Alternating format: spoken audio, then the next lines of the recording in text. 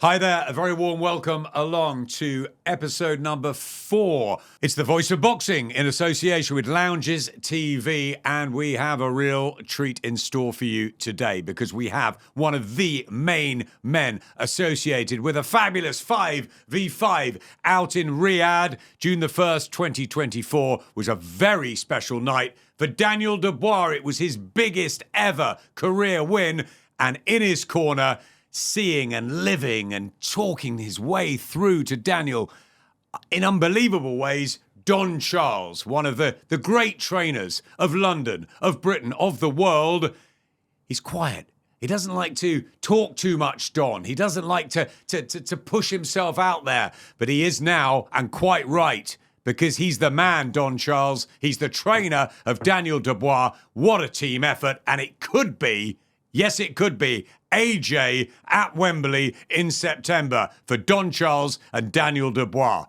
And Don gave us a little exclusive about how he met AJ and worked with him.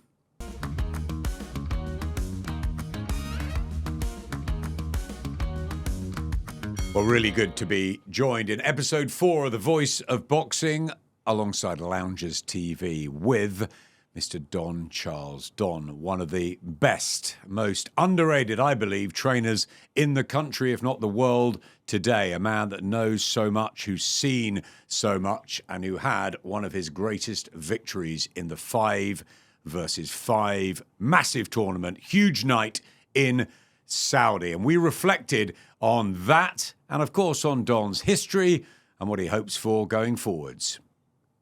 Don, great to catch up with you. Really just both of us fresh off the plane from Riyadh. Has your feet touched the ground yet? Well, funny you should say that. By the way, thanks for having me here. I feel privileged to be here with yourself. You know, our plane, should I say, landed at Heathrow Airport approximately 2:30 p.m. on Monday. Today's what? Thursday. I think so. Right. The plane landed on Monday. My feet haven't landed. I'm literally floating. Honestly, seriously, it's I've been at this for a long, long time, this boxing coaching for the past 20 years. And yeah, I've had so many highs, I've had so many lows, but I haven't had a high. I haven't experienced anything that what I'm feeling. I'm waking up every day thinking, has it been a beautiful dream? And I sort of half open my eyes, then I could, hang on, this is real. And then fully open my eyes and it's real. And I can't explain it. Words is not enough to explain how I feel. I mean, I'm not just going to say this by blowing smoke, but if anyone deserves a night like you had last Saturday, it is you. We spent a lot of time together over the years, but particularly in the build-up to this one. And I know how confident you were that Daniel had the style and the ability to beat Filip Hergovich, a guy that he'd sparred with many years before. I know Hergovich was super confident about that, but you believe by getting to Daniel both physically and psychologically that you had the right guy this time. Oh, most definitely. I mean, where do I start? Like I said, he was labelled, the narrative that was put out there to my disappointment, about him being a quitter. Daniel, this narrative was pushed out there by established, highly respected boxers within the industry, which then the public bought that narrative, and that young man was persecuted. And being young, being a human being, when you go home, you're going to question yourself. Am I a quitter? Maybe I am a quitter. He's a human being. All our brains function in the same way. And the way God and the universe works, he came back and answered all his critics, not just in this fight, the fight prior, the fight in December against Baby Miller. Mm-hmm. That shut a lot of people up. Do you think it was because of Joe Joyce and what happened there on that sort of previously, I guess, big night, although obviously Usyk was a grander one in Poland. But going back to what happened with Joe Joyce and the eye problem and all of that, do you think that was where the labelling began? Yeah, of course, I would say so, because he was being accused of taking a knee. There is such a thing. It's permitted. It's allowed in boxing, which is a really wise thing. And in hindsight, it's a really wise thing for him to have. It's not something he planned to take a knee. Okay, he felt. God knows what pain he must have been in. I don't know if you've ever had a finger poked in your eye. It's the most excruciating pain. Sure. You feel the pain right in the back of your brain. So you can imagine being punched in the eye. So the pain is an automatic thing. He took a knee, which is had he stood up, being braver, let's say, and sustained further punishment, his career might have ended within that fight. There and then. Yes. So it's a very fine line. So, what did you think? Because you weren't with him then. What did you think watching that at the time? Did you think, okay, I'm going to have a few questions here, or did you think, no, he's done the right thing? Not because I became his trainer. Who I wasn't to know I was going to become his trainer. And I did interviews. I've done numerous interviews immediately after the fight with Joyce, and we could trace it back to prove my point. I defended him. No, they asked me, do you think? I said, no. And then I gave the explanation I'm just giving you now. Have you ever had fingers pushed during a fight, a street fight, let's say, for instance, someone's pushed there? It's the most excruciating pain. So I think it was a wise thing for him to have done. But people misinterpreted that and said he's a quitter. And that was said by numerous established boxing personnel, highly respected boxing personnel, put it out there, and then the public bought it. I'm Frank totally unacceptable. Yeah, and Frank Warren absolutely went off on one, didn't he, afterwards? Yes, about now question his heart, now question his guts and courage, because against Usyk, even so, he did really well in the fight, but then people were saying, well, he fell apart easily at the end, and then he goes in with Baby Miller. He's almost got to prove it all again. The guy's enormous. He's coming at him the whole time, but I thought, for one, being ringside on that particular night, that was where he really, really answered the critics. I believe so. And I think that the Saudis did as well. I think the feeling at ringside was like, we want this guy back because this guy's courageous beyond the call, rather than a so-called quitter because of the eye problem with Joyce. Correct. I mean, like I said, again, we had to, losing has never been an option. Certainly in the Miller fight, we had to sink or swim, and he swam brilliantly. And that obviously proved that, no, he's not a quitter. Everything, and I'm actually glad he didn't come out there and knock Miller out in 2 rounds. He was able, through the duration of the fight, which lasted it was 10-round fight, and he went to the last second. I remember. So it was a good fight. Absolutely, it wasn't a one-way fight. It was Miller was very tough. He's never been beaten before. When a fighter, one of the problems fighting an unbeaten fighter, they don't know how to lose because they haven't lost. So Miller used everything he'd gathered over his career to stay in that fight. We were winning. It was a tough fight. He asked every question of Daniel, and Daniel again came through, and then what a way to finish it. And like I said, we came away from there very relieved because he answered a lot of the critics. And not only that, he had to prove to himself as a fighter, as a person who actually gets into the ring. I don't get into the ring. The team gets at the ring when it says seconds. There's a reason for that seconds out phrase. Seconds get out the ring is the phrase. You're on your own then. For people who don't know, when they say seconds out, it means seconds get out. Yep. Then the fighter remains there to have the fight. He had to prove it to himself that night. I'm not a quitter. And he demonstrated that. And then there were still people doubting him, right, after that. So to do what he did last Saturday against Hergovich, it proved that the first fight against me was not a fluke, okay? And, I mean, like I said, I'm sitting here, Adam. I'm really, really... I can't even... Words is not enough to explain the feeling, but I can tell you it's a very nice feeling. Happiness, joy, relief. I'm sure there's so much probably floating around there for you at the moment. Before we get into that incredible performance from Daniel Dubois on an unbelievable night where Queensberry whipped Matchroom, having Eddie say, you're going to get spanked in the press conference, and that backfired. Spectacular style. Spectacular style. And it was an amazing night, and one of, I'm sure, many more to come in that format. And we previewed it last time on episode 3 when we had Dave Colwell in here, and it's a fantastic idea from Turkey, from Frank, from Eddie, from George, from Spencer, everyone that put it together. But before we get into your fight, okay, I'm really interested in going back just slightly. When you first met Daniel, okay, we know about his background, his big family, the relationship he has with his dad, the brothers and sisters, the sort of unusual upbringing I guess he's had, and the pressure that comes with that. What is it that you've changed in Daniel, or helped to change in the young man? Because he is young, he's still only 26. You feel like he's been around for a long time. Yeah. But something is different. It's obviously you've whipped him into shape. You're brilliant at getting fighters into physical shape. There's never been a doubt that. You've had Derek Chisora for years and many others. What is it mentally? What is it psychologically? Because in many ways, that's 90% of the issue, isn't it? Correct. Where do I start? An experience, you cannot buy experience in life, as we know. In any field, in every walk of life, experience is lived and experience is gotten over.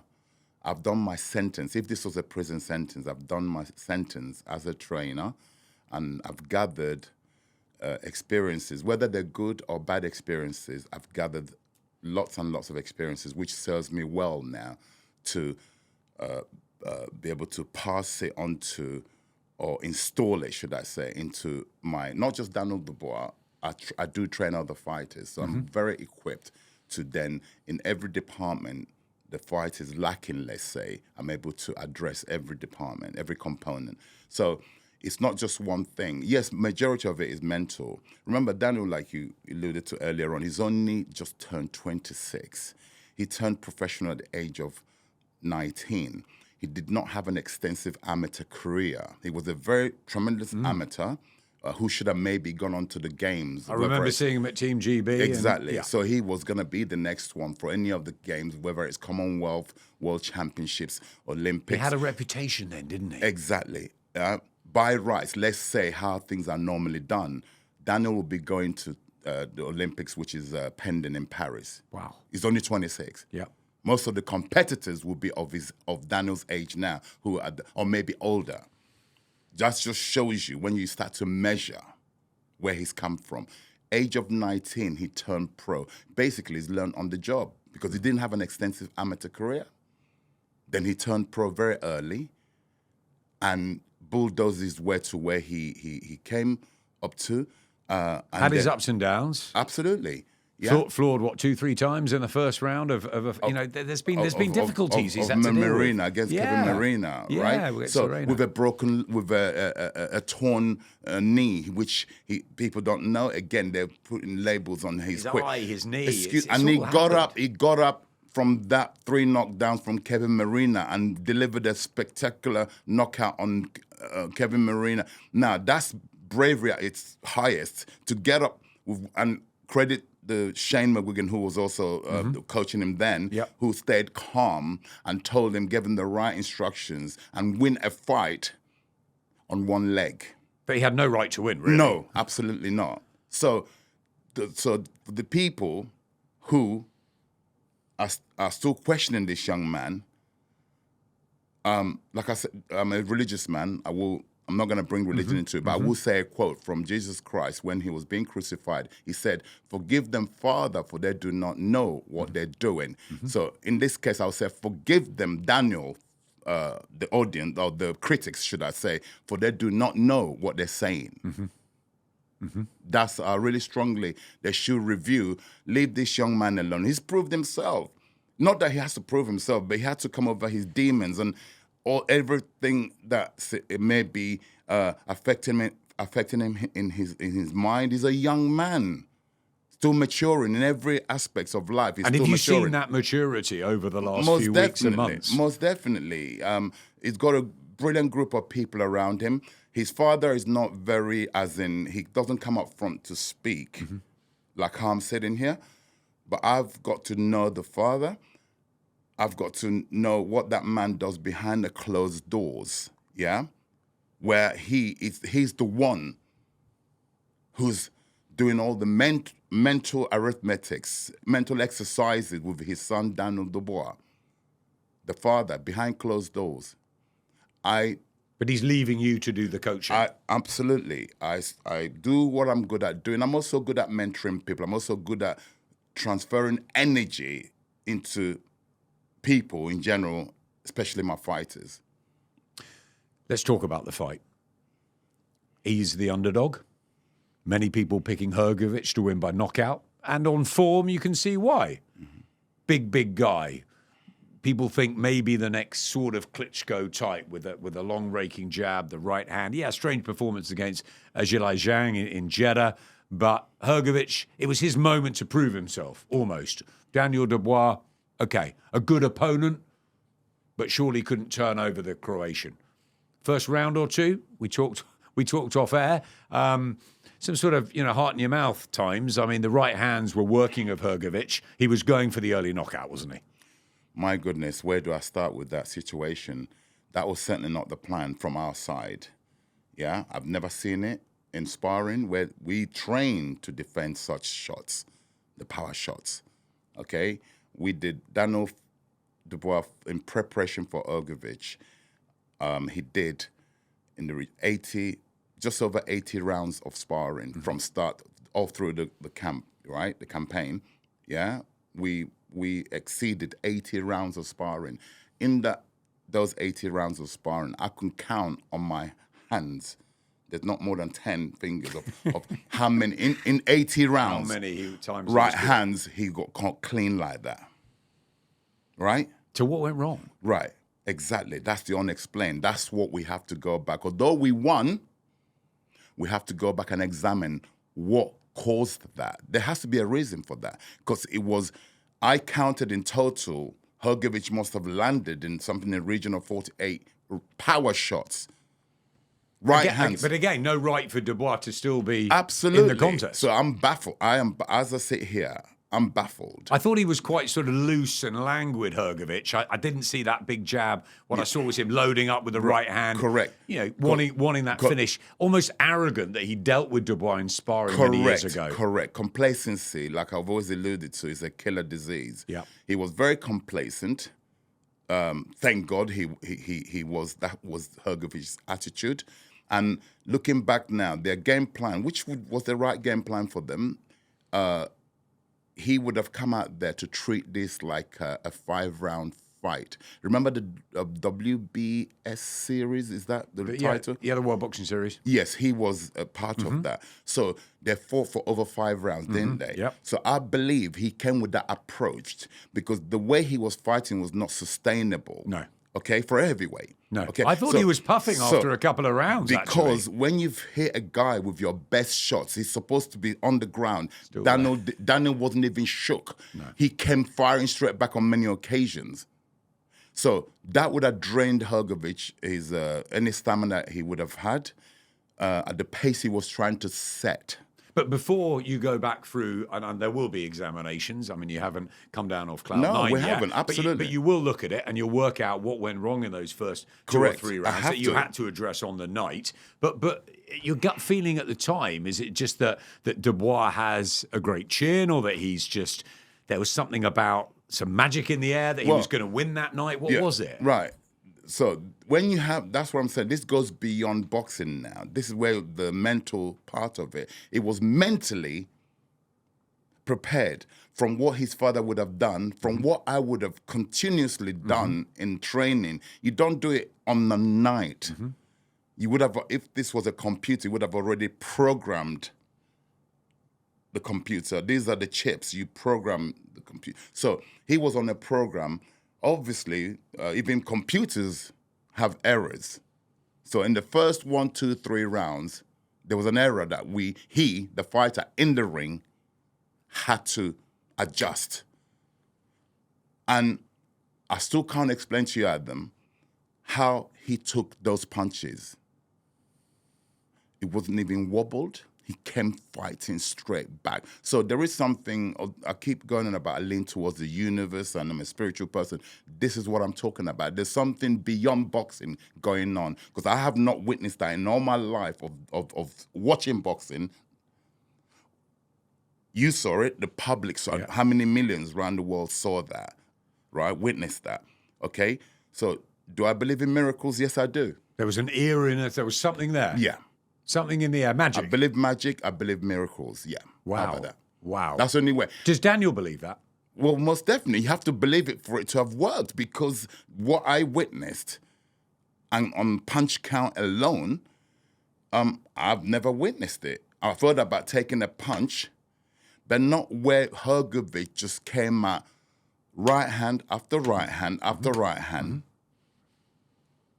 And it's not recommended for anyone. Do not try this at home. Do you know what I mean? Right. But he tried it on June the 1st, Absolutely. 2024 in Riyadh. Again, a question that's never really been posed. No one's accused him of not having a chin. Well, certainly that question will never come up because he has got a chin. Unbelievable. And then he goes back to the corner. What do you say to him after that sort of start? Simple instruction. Keep your hands up. What more can I say? As he had in sparring. Yes. Keep your hands up and take your head off center is what we've been drilling. Did he feel like he was like in another zone somewhere and that actually he sort of started to listen, or was there... Yeah. Zone is the right word. Yeah. Outer body experience, I would say. Okay.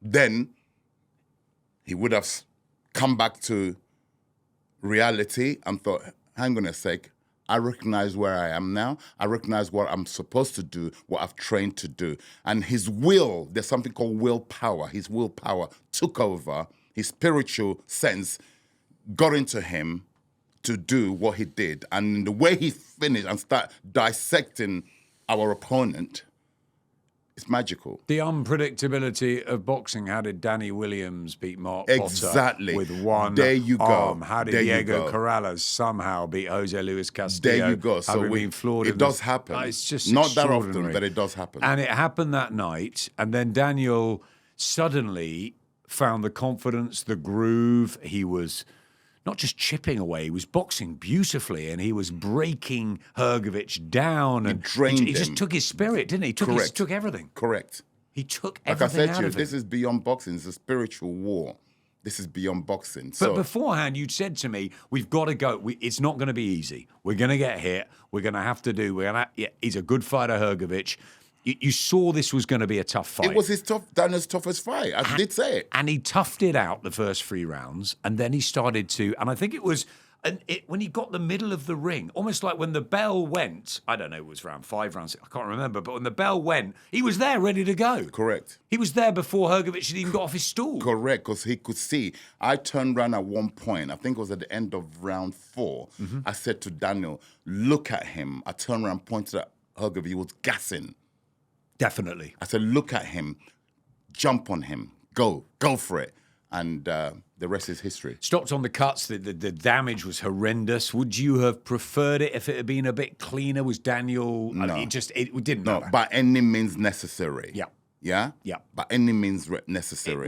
It was extraordinary. That was instructions. By any means necessary. Don, you within were there. the rules. You were there. You were right there. You know, a few feet away. We were watching it up on the TalkSport platform, like an overhead view. It was a stunner. It was a stunning win. It was one of the great wins in recent history by a fighter, an underdog who took the punishment in those first few rounds and came back, and it was a career-defining one.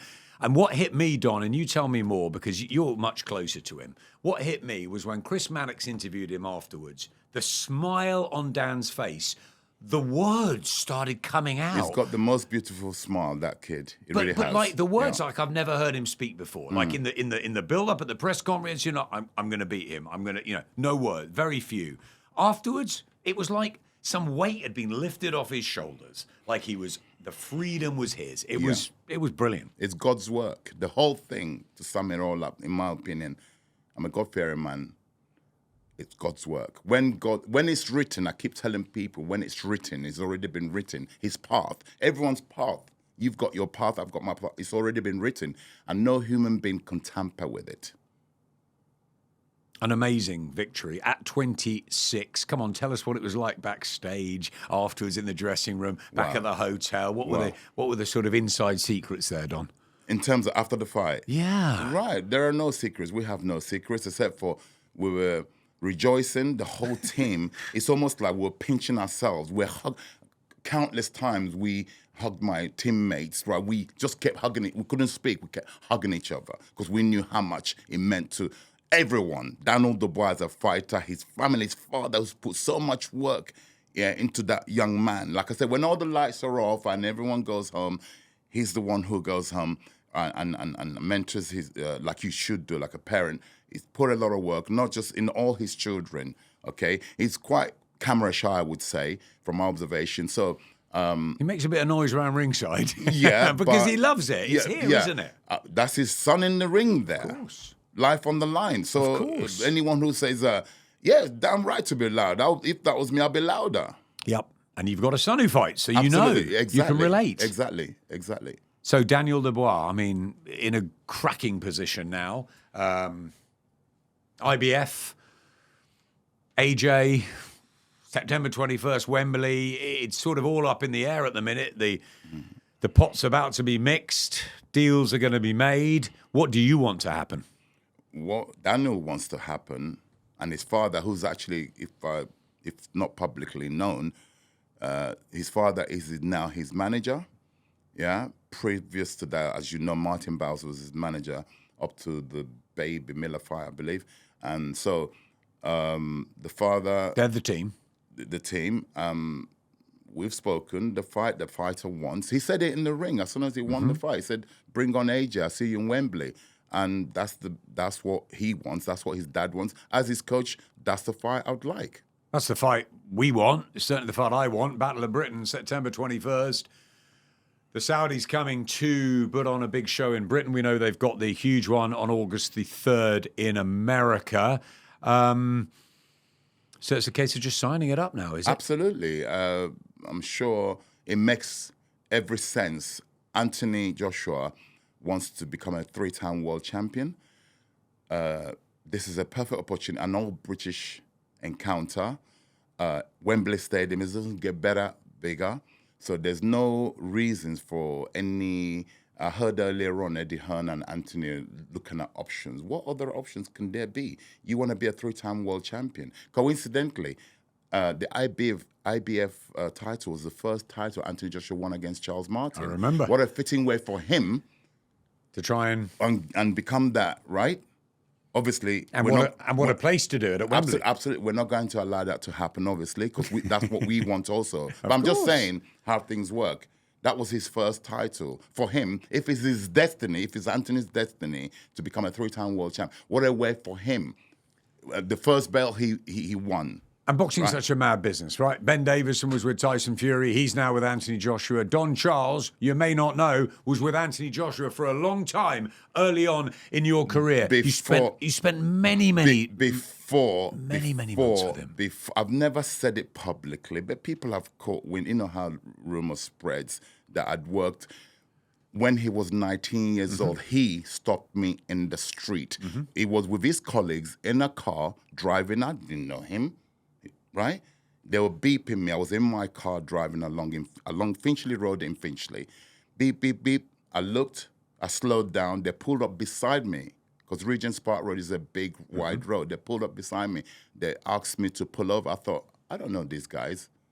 But nevertheless, I couldn't look after myself. It was during daytime. I'll be all right. Yeah, absolutely. So I pulled over, and Anthony, who I now know as Anthony, nervously got out of his car, put his hand out. He said, "You must be Don Charles, Derek Chisora's trainer," because they recognized my car.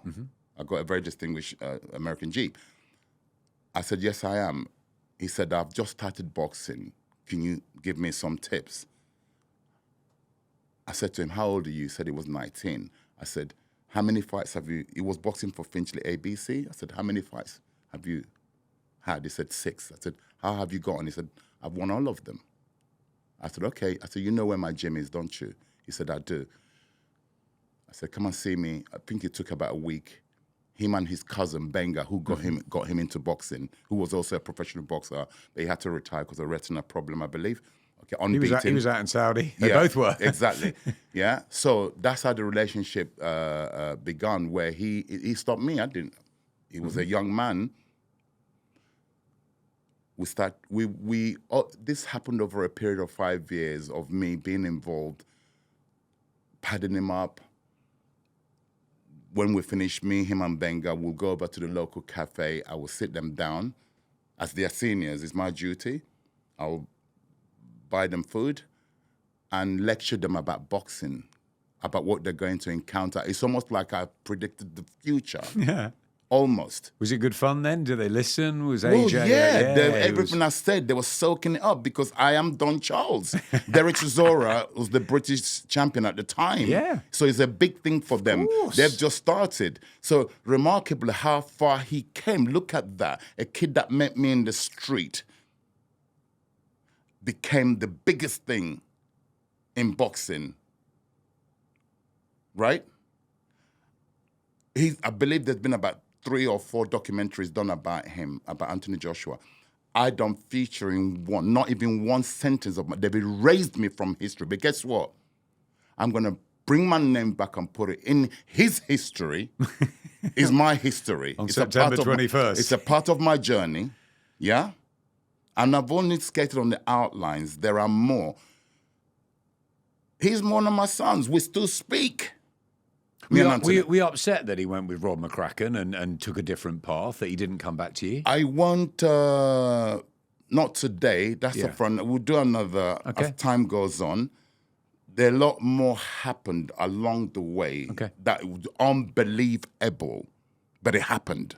So there's big history with you and AJ. Obviously, we know the Finchley connection, the North London connection. I've never come up. In fact, this is the first time I've elaborated a little bit more, giving you a kind of an outline. Thank you. I appreciate that on the Voice of Boxing. Well, we like that. It's something I've been holding to myself. It's about timing in life, everything. Yep.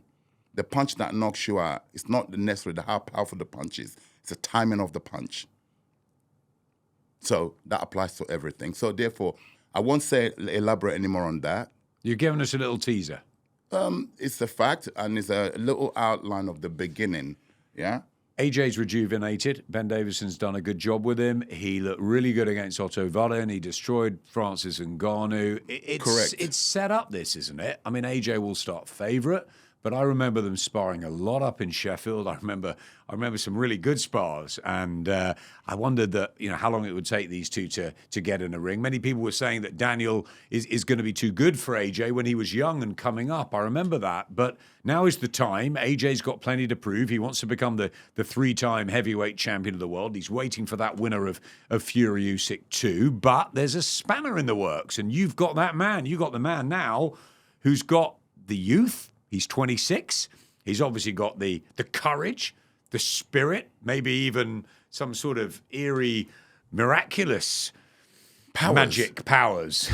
Spiritual powers. Spiritual. But this is no joke. I'm a strong believer. We're not practicing black magic or anything like that. Turkey says he's here in England, June the 25th, that he'll announce the big Wembley show. How convinced are you that it will be AJ Dubois? I am 95% sure that it has to be. Why should it not be? We've got to give the British public, even if it's by public vote, the vast majority of British public would want. Why wouldn't we? Yeah, why wouldn't we? It's a no-brainer. Why wouldn't we? Right? Because who else is the option? There are no options, in my opinion. Other options, in my opinion. 95% chance it's going to happen. What percent chance that Triple D wins? That's for another podcast. Time. Yes. Let's not give it all at once, man. Come on. Let's stir Don't the be pot. greedy. Let's stir the pot. Let's stir the pot, Don. We go back way. We do indeed. We go back a long way. I want to talk about Daniel Dubois, a brilliant night, but a very sad night as well for another heavyweight who's been electrifying for the last decade or so, has been an amazing part of heavyweight boxing on a global scene. Of course, the bronze bomber, Deontay Wilder, who's probably, I don't know, you tell me, my thinking is he was the biggest single punch knockout artist we've had since Ernie Shavers. That's where I'll put him. I think his power, and I saw him many times up at close at ringside, was frightening and ferocious. So think about that for a minute, where you'd place his power, but also what we thought about the fight with Zhilei Zhang. We saw him lose to Joe Parker easily, really, in his penultimate fight. Then he goes in with the big man Zhang, and he's not in it. He seems gun shy, the legs have gone, the timing's not there. He was a shell of his former self. How big a puncher, and is it the end for Deontay Wilder? Right. As how big of a puncher? I know where I put him, but in terms of historically, I have to consult my two people in this country that I know will have the right answer and they'll be accurate. Spencer Fearing. Yep. And Ben Doughty. They, as you know, Yep. very, very historians. So I have to consult them to get an accurate percentage. But it's been a long Me time, personally, hasn't it? as I sit here, I'll put him. He'll probably is in the top 3 of all time knockout percentage wise. Yeah. And obviously, you just said in terms of it's sad to see where he is now. Right, with the Parker fight, that surprised everybody, including myself. And then the Zhang fight concluded it, in my opinion. If he had to ask himself questions, the same way comparing to us, Daniel Dubois had to answer questions. He did it with the Miller fight. Then he was given another stern test in the name of unbeaten Hergovich, and again he confirmed that the first victory again was not a fluke. Coming to Wilder. He failed against Parker. He went away, did some soul searching. I want to do this. And he was saying all the right things in the press conferences and everything. And he tried. The mind is willing, still willing. The body is not able anymore. That's what, from an observation point of view, but no one can question the entertainment value, the character, this man. In my eyes, he hasn't lost anything. His legacy doesn't change for me personally. I believe that as well. Because he ignited, a bit like similar to what Mike Tyson did to the heavyweight division. He put life into it. That excitement. People want to see knockouts. And boy, did he deliver some spectacular knockouts. Okay? His resume could be questioned, but nevertheless, he knocked out these individuals. Right?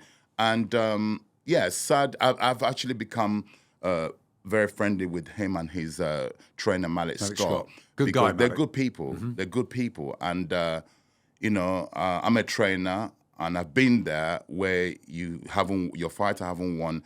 You want the ground to open, and for you to disappear. That's the feeling, and you go into depression. I've been there so many times, and you have to heal, come back. As a trainer, I'm talking from a trainer's perspective now. People will not start to understand, especially when you're in the public eye like that.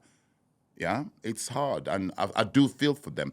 In terms of what does he do next, that's for purely something for Wilder, the fighter. His mother has come up publicly and encouraged him, said, "This is enough, son. We've got money, but."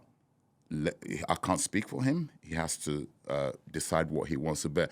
All I want to send a message directly, this is going out directly to Deontay Wilder. Brother, you don't have to prove nothing else. We love you. Everything you've done, you've played a massive role in this boxing industry. Your name is cemented in history. No one can ever question you. People who have never achieved anything in their life are the first to cast. Okay, Jesus will also said, who or she who has not sinned, please cast the first stone. So put all your daggers away and appreciate and celebrate this man. Really, really well said, Don. That's fantastic. It's from the heart, man. And not just that. Deontay Wilder, I spent a lot of time with. He's a great guy. He's got a fantastic family. His daughter, who went through so many issues and still struggles, and he is just a great dad. He's a great man, and you're right, the electricity that he brought into the boxing scene at a time, I think, when it really needed it, when we've had the years of Klitschko's, which was great, Vitaly and Vladimir, terrific what they did in Germany. They were wonderful fighters, but that electricity, that sort of hairs on the back of your neck, that feeling at ringside of drama. When is this going to happen? Drama. When could he destroy someone? Dev Sani actually said something very interesting this week. He said that he thinks he probably didn't or wasn't the same since the Robert Helenius fight, because Robert Helenius was close to him. And then Elenius gets iced and it was in a It bad way. It ran onto a punch. And he went to hospital, and Deontay was in tears and all that sort of stuff. And people are saying, well, did the Fury trilogy take something out of it? It did. Of course. They can't. You couldn't provide that sort of a 3-fight deal without both of them coming off, and never being quite the same again. Fury's gone on, obviously performed brilliantly against Usyk, but didn't win. He's got the chance December the 21st. We'll ask Don about that in a second. But just staying on Deontay for a minute, he just bring a new level of drama. Yes, it did. Didn't he? Yes, it did. And he wasn't the most technical. And I think that he got the bronze in the Olympics, but, not a great batch probably then. But what Shelley Finkel and he and the whole team have done, and Malik recently, they brought us entertainment, which is what it's about. Yeah, absolutely. And I agree with you. I don't think he's got anything more to prove. Absolutely not. I think he'll be a brilliant inspiration, actually, for the young generation coming up, whether they're fighters or whether he's helping out with the homeless or difficulties around Alabama or around the world. I think he's an amazing guy. He's an incredible scuba diver. Did you know that? No, There's a little thing. Really? He likes going to Sheffield, to Yorkshire. He sort of pops in for fish and chips. He just turns up. He's a strange guy, Deontay Wilder, but personality, the bomb squad will miss it. Don's absolutely right. It's not up to me or to a highly, highly educated trainer to decide whether Deontay Wilder carries on or not. That's down to him. It's only he who can decide. His mum's told him, we think what we think, but it's up to Deontay now to make that decision, and we wish him well whatever he does. He's been absolutely electric for the sport. It's left us with Zhilei Zhang, who is a fighter that not many opponents want to go in with, of course. Where next for him? Wow, good question. I mean, look, he's put himself back in. He was in, then Parker, salute Parker and Andy Lee. Oh, what a performance. I know. You must have loved that for trainer and fighter together, executing that plan. Yeah, absolutely. And again, he went through treacherous waters, Parker, to get that victory. He found himself on the canvas twice. Mm-hmm. And I thought to myself, it's only a matter of time before the fight comes to a conclusion. And Parker and Andy Lee turned it around. Remarkable. What a bond they have, because they did it against Wilder, they did it against Zhang. You know, 5 minutes ago, he was being knocked out by Joe Joyce. Correct. And suddenly, Correct. It's momentum, it's happiness, a fighter settles. Correct. It's the magic of trainers and fighters when it Correct. works. When you get that chemistry and that bond, it's unbreakable. And I think Ben Davison and AJ have got that chemistry now. And I know Don Charles and Daniel Dubois have got that chemistry. We have. And the chemistry says September the 21st, Wembley. Let's break some records. That's correct. Let's get it on. And it's an all-British encounter. And where's Zhilei Zhang? Zhilei. You know what they should do for Zhilei, yeah? Go on. He's earned to have to fight in China. Yep. The population they have there, they should celebrate their own. Get him a fight in China. Absolutely agree. Totally agree. What a... That way, that keeps him away from us. I knew you were going to say that. Keep the big man away for now, Keep Zhilei him Zhang. away. It's a wonderful magic pot, isn't it, of heavyweights. And of course, what was announced a week or so ago, the rematch confirmed, December the 21st. Usyk against Fury. I like it that it's a couple of months later, because the first fight was tough. It was hard. Fury had his moments. Usyk, the rightful winner. Certainly for me. I think for you, Don, as well. And what happens then in the rematch? Did you think he won first time, and do you think he wins again, Usyk? Right. I'm going to make it very brief. I'm a fan of Usyk's boxing ability. I'm a fan of what he has gone and achieved. Yeah? But I'm not a fan of him as a human being. He's a cheat. I said it once, I say it again. Mm-hmm. He's a cheat. I don't like cheaters, okay? But in terms of his boxing ability, unquestionable. He's majestic. He's a master, okay? And what he's gone and achieved as a cruiserweight, unbeaten, unified, undisputed as a cruiserweight, when he turned into heavyweight, I said, no way is this guy going to be successful as a heavyweight. Well, how wrong could I be? Yeah? Okay? It just shows you. I, too, have an opinion, the same as the public, general public. I was wrong. He became a heavyweight unified and became an undisputed against a guy who I thought that I couldn't see anyone who could beat Fury in the current division. And Usyk did it. So and people said when he fought Derek Chisora that he's not big enough, and he's I was one of the super people, fights. We all absolutely. and AJ Yeah, he's absolutely. beaten twice. Absolutely. So in the military day, this is a mark of respect. I salute him for that. But you don't salute him for what happened in your fight. Generally, not just in our fight.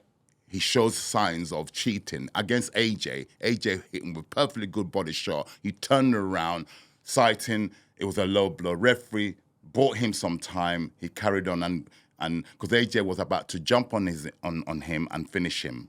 Okay. And you knew he was susceptible, possibly Correct. to body shots, which we is where you drilled went for. and drilled and drilled.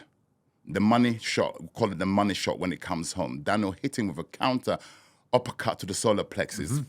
Granted, it was on the belt line. Floyd Mayweather and Andre Ward have made a living out of boxing from hitting people deliberately on the belt line, not low, on the belt line is allowed within the rules, right? And they called ours a low blow because their plan, we would have spoiled their plans of this undisputed, which happened a few weeks ago, would not have happened had they taken counted Usyk, because he wasn't getting up from that. I was 2 meters away from the punch. I saw what I saw. He conned the referee and conned the world of boxing. And Dubois was robbed, in your opinion. Correct. But I'm not a hypocrite. We were terribly disappointed, of course, devastated. Being the older man who also, my faith is very strong in God and in the universe.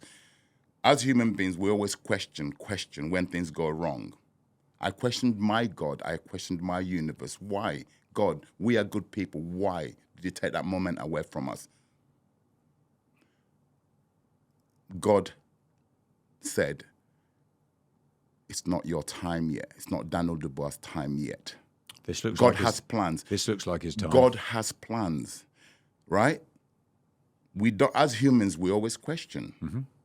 Moses, who led the Israelites out of Egypt to the promised land, he never made it to the promised land, Moses. He kept questioning God along the way. Why are my people dying? Why all this suffering migrating? Why have you taken us out of that land and promised us to go promised land? Yet again, we are dying, we're suffering, we're starving. He kept doubting God. Hence why, in punishment, God, he didn't touch foot. He died of old age, but his children got there. So I always remember that story. I did Bible studies as a young man. So I'm not saying I'm Moses. I could relate my journey because I'm always questioning God. I work so hard. Why won't I get to the promised land? And I kept saying to me, you better stop asking God, doubting, because you're not gonna get to the promised land. So whenever I start questioning the universe, I stop, because I remember the Moses story. He never got to the promised land. He died of old age. And guess what? I'm getting older. Do you understand? So, but do you feel this is yours and Daniel's yes, I time? feel it. I feel it. Yeah, I feel all the stars are aligning. Everything is aligning. I've started to understand God's time is the best time. Not every human has what they believe is the time for them to do something, achieve something. It only happens in God's time. How long have you been a trainer? 20 years. And how long is this going to continue for, do you think, Don? It's been quite a journey so far. Yeah, it has. It has. God willing, provided people do what they're supposed to do. Anthony, step up, honor the British public. You want to be a 3-time world champion. What a perfect opportunity.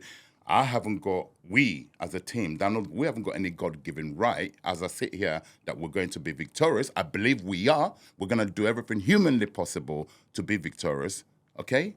And if it's our destiny and God's plan for us to be crowned, Donald to be crowned, nothing can stop it.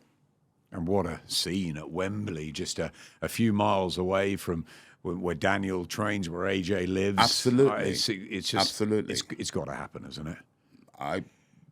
We by public demand, not just by our wish, by public demand. I just want to touch on, before before we let Don go, the 5v5 concept and also the other fights on the night. It was a great night. Dmitry Bivol looked terrific, didn't he? And we know that he's going to fight Artur Beterbiev finally on October the 12th. That was announced. Another big night in 2024. Dmitry Bivol sparkled, or Willie Hutchinson shocked us, didn't he, with that great performance. Went back to his amateur style to sort of outfox Craig Richards. Nick Ball and Ray Ford gave us an absolute barn burner, which was so close. Ford with his classy skills, Nick Ball with that drive, that determination, the uppercuts on the inside, I think rightfully called a world champion now. And Hamza Shiraz, what a beautiful performance. A little bit of adversity in that second round there against Amo Williams, but came through his toughest test. Hamza Shiraz, I've long been saying, one of the best fighters, not only in Britain, but in the world today. Don, how do you sum it all up? It was a huge win for Queensberry. They got the momentum with Willie Hutchinson. Everything just went in Frank's and George's favour, not in Eddie's. How do you look back at that, and what other performances stand out for you? Well, all of the boys, all the Queensberry boys, they did what they're supposed to do. Go out there, represent themselves and their families first and foremost, then as a team. What a concept, brilliant concept, yeah? And obviously, when I think they're making a sort of a documentary, mini documentary about the 5v5, and I'm with Queensberry. I'm not sure how Eddie was approaching his side behind the cameras, yeah? I know what Frank Warren was doing. I witnessed a few gatherings within the 5 fighters he chose, elected to represent Queensberry, and that man, yeah, he's the best promoter in the world, yeah, very experienced, and the way the fighters had to fight for themselves, like I said, but he got that team spirit going where they wanted to win for themselves and win for the team. It really got that from the lectures he gave them, the gatherings he gave them, and even me as a trainer, we witnessed it. I thought, we've got this. I've seen one or two of the behind-the-scenes thing, because I think what was, for me, really apparent in the build-up was Eddie's passion and determination and his Churchillian speeches, but also Frank's calm, sort of quiet, slightly, not sort of snidey, but just jabbing him away, wasn't he, and just putting him down a little bit. But the camaraderie between the team, and this is the interesting thing, I think, because it's such an individual sport, boxing, right? You've got to be selfish. Correct. You've got to follow your goal. You have to. But suddenly it's almost like a Ryder Cup golf. Correct. It's a big tournament where you've got everyone's like seeing sort of Nick Ball and Chile Zhang together, or on the other side, Deontay Wilder, the most unexpected captain of Matchroom after all the sort of bad blood between the years. Exactly. It was bizarre, really. But it was for me, it was something where a team spirit in boxing is brilliant. Yeah, and remember something that just literally dawned on me. So we have monitors in our dressing rooms, every fighter on that night. So you're watching your teammate win. That would spur you on. I don't want to be the one who doesn't win. Yep. Do you understand? So there's that element also. Did you feel that backstage? Like Willie Hutchinson probably wasn't expected to win the first fight. When he did, then Nick Ball, like the baton's being passed. Exactly, a baton. Thank you. Good way to describe this. It's a relay. Yeah. Don't be the one who drops it. Don't drop it. Yeah. So that's basically there's also that.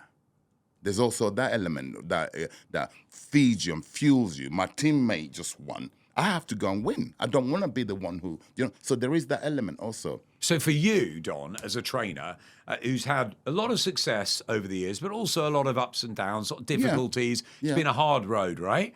You get the win of your life as a sort of double act, you and Daniel. Yeah. But then you get this promotional victory as well. You're very much a Frank Warren Queensberry guy, and it's a whitewash. I mean, honestly, you could not have. No, it could not have been. You couldn't write this. Even me, I didn't put too much thought into what's the overall outcome will be, because my concentration is purely. I'm like tunnel vision. They have to be blink. You're like a racehorse. You've got your blinkers on, and I couldn't foresee that it was going to be a whitewash. No way.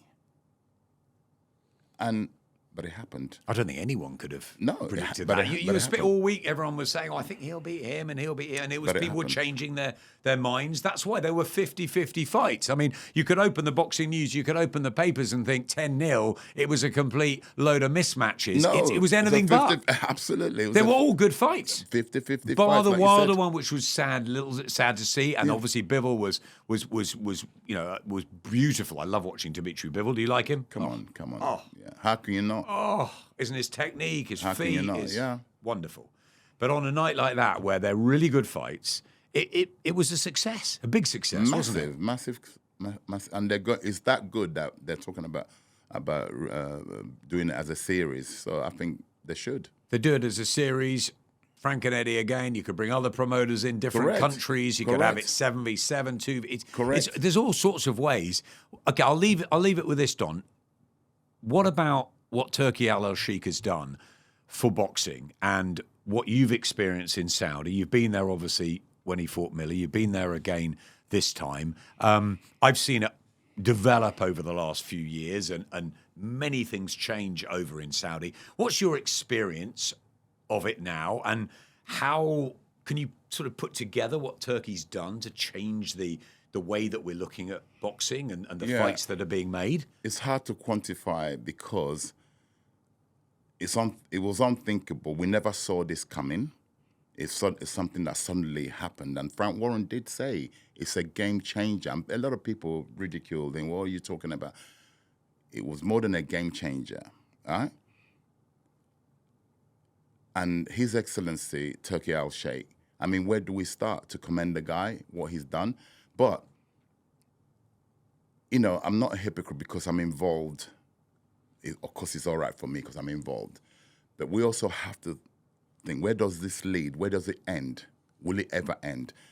What about what would make me happy? And I think we should really, the boxing fraternity in its whole entirety should look at where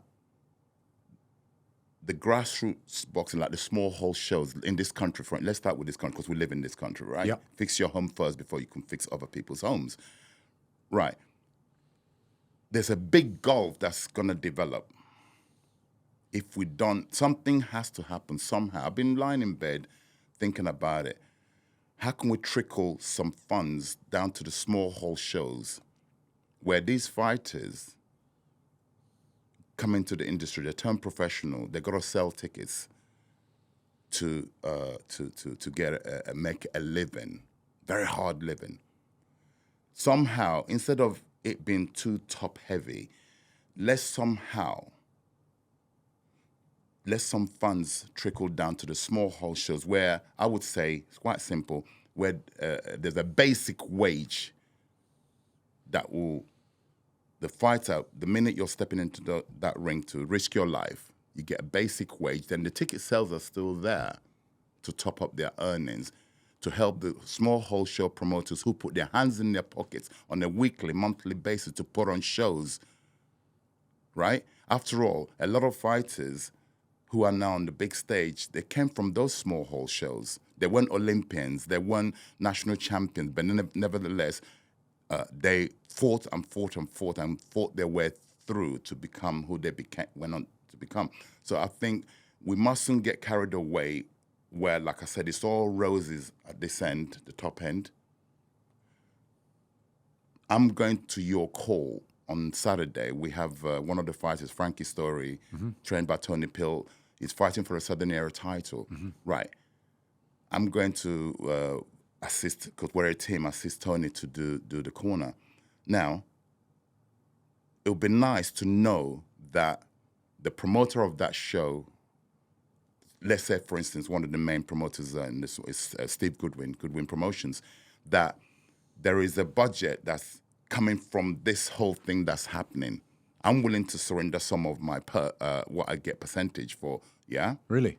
I'm willing to surrender it if the big boys, the fighters who are earning these big monies, and Eddie and Frank, I'm sure they will, put money to support the small hall shows.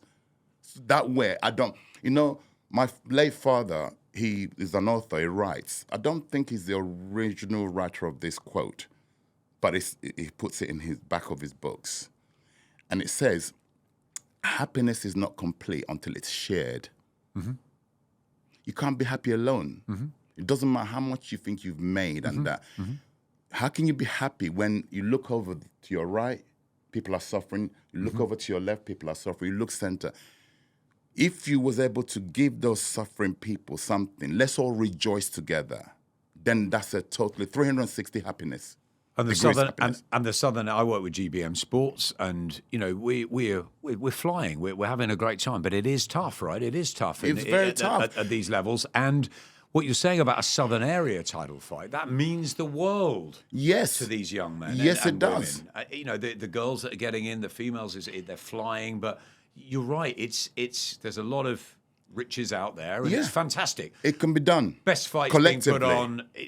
They're the dream fights. You've just had a dream week. They're dream fights. I mean, we just can't believe it. Yeah. It's almost like we're saying, oh, it's AJ Dubois September the 21st. We'd have waited 2, 3, 4 years for this to be made. Maybe never made. Correct. AJ Wilder never made. I mean, they would have made it immediately, wouldn't they? Correct. So what you're saying is that you would be prepared, and you think other fighters that have been rewarded in this way, plus the promoters, should sort of get together and say, okay, let's help. Yes.